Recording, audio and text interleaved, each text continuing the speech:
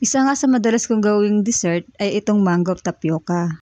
Bukod nga sa masarap ito, ay very affordable naman yung mga ingredients na ginamit natin dito. At pwede rin itong pagkakitaan ha.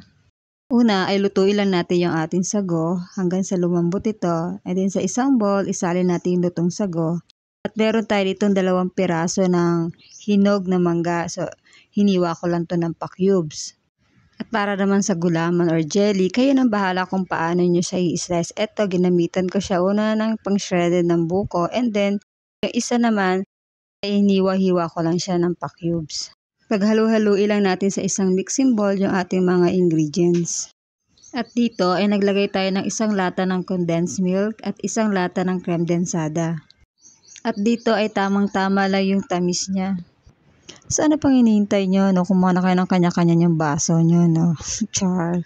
Pero dito, gumamit lang ako dito ng sobra kong 3.5 ounce na cup. Pero kahit anong lalagyan, eh, pwede yun namang lagyan. O ayan, nanghihingi na nga yung pusa ko. Ano pang hinihintay nyo, gawa na rin kayo. Thanks for watching guys.